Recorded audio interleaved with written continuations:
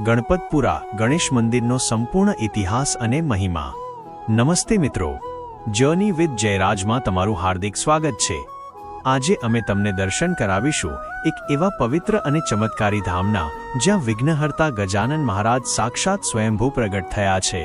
આ સ્થાન એટલે ભાલ પ્રદેશનું સુપ્રસિદ્ધ કોટ ગણપતપુરા ગણેશ મંદિર। આ મંદિર તેની પૌરાણિક કથા અને અનોખી પરંપરાઓ માટે આખા વિશ્વમાં જાણીતું છે। આ મંદિરનો ઇતિહાસ ખૂબ જ રોચક અને મહાભારત કાળ સાથે જોડાયેલો છે। કહેવાય છે કે જ્યારે પાંડવો અજ્ઞાતવાસમાં હતા ત્યારે અર્જુને પોતાના ધનુષ ગાંડીવની રક્ષા માટે અહીં ગણપતિજીની મૂર્તિ બનાવી તેની સ્થાપના કરી હતી। આજે પણ અહીં શિમળાના પ્રાચીન વૃક્ષો જોવા મળે છે જે તે સમયની સાક્ષી પૂરે છે। વર્ષો પછી વિક્રમ સંવત 933ના અષાઢ વદ ચોથના દિવસે એક ખેડૂતના ખેતરમાં ખોદકામ દરમિયાન દાદાની આ ભવ્ય મૂર્તિ જમીનમાંથી પ્રગટ થઈ। નવાઈની વાત એ હતી કે મૂર્તિની સાથે સોનાના તોડા, કાનમાં કુંડળ, માથે મુગટ અને કેડે કંદોરો પણ સાક્ષાત પ્રગટ થયા હતા। આ મૂર્તિની સૌથી મોટી વિશેષતા એ છે કે અહીં દાદાની સૂંઢ જમણી બાજુ વળેલી છે, જેને સિદ્ધિવિનાયક સ્વરૂપ માનવામાં આવે છે। સામાન્ય રીતે ગણપતિજીની સૂંઢ ડાબી બાજુ હોય છે, પરંતુ જમણી સૂંઢવાળા ગણેશજી અત્યંત સિદ્ધિદાયક મનાય છે। જ્યારે આ મૂર્તિ પ્રગટ થઈ ત્યારે તેને કયા ગામમાં લઈ જવી તે માટે આજુબાજુના કોટ, રોજકા અને વણકુટા ગામના લોકો વચ્ચે વિવાદ થયો। ત્યારે એક મોટો ચમત્કાર થયો। મૂર્તિને બળદગાડામાં મૂકવામાં આવી અને કોઈ પણ હાંકવાવાળા ડ્રાઈવર વગર બળદો આપમેળે ચાલવા માંડ્યા। જે ટેકરા પર જઈને ગાડું સ્થિર થઈ ગયું ત્યાં જ દાદાનું આ ભવ્ય મંદિર બનાવવામાં આવ્યું અને તે ગણપતપુરા તરીકે ઓળખાયું।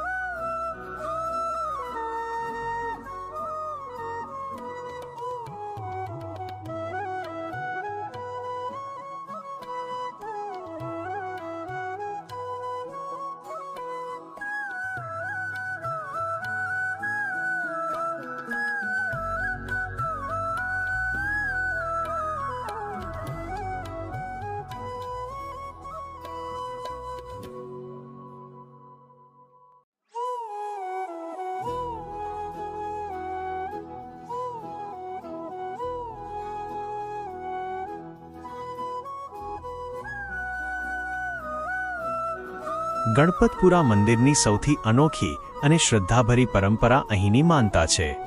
ભક્તો જ્યારે અહીં આવે છે ત્યારે સૌપ્રથમ ગણપતિ દાદાની મૂર્તિ પાસે જઈને તેમના કાનમાં પોતાની મનોકામના અથવા દિલની વાત ધીમેથી કહે છે। એવી અતૂટ માન્યતા છે કે દાદા દરેક ભક્તની વિનંતી સીધી સાંભળે છે।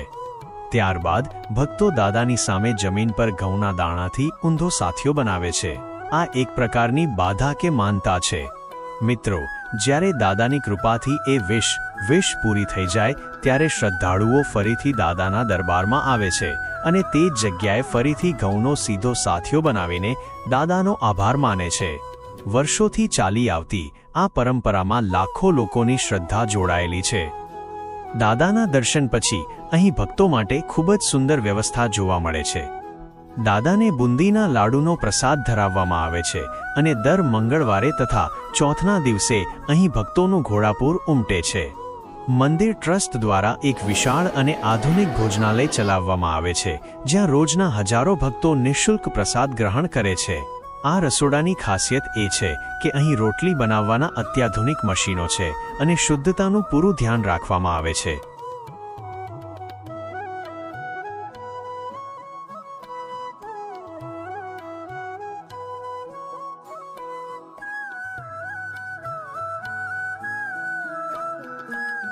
તો મિત્રો, જો તમે પણ તમારા કષ્ટો દૂર કરવા અને મનની શાંતિ મેળવવા માંગતા હોવ તો એકવાર ગણપતપુરાના જમણી સૂંઢવાળા દાદાના દર્શને ચોક્કસ જજો। આશા છે કે જર્ની વિથ જયરાજનો આ વિડિયો તમને ગમ્યો હશે। જો વિડિયો પસંદ આવ્યો હોય તો તેને લાઇક કરો, તમારા પરિવાર અને મિત્રો સાથે શેર કરો અને અમારી ચેનલને સબસ્ક્રાઇબ કરવાનું ભૂલતા નહીં. બોલો ગણપતિ બપ્પા મોર્યા.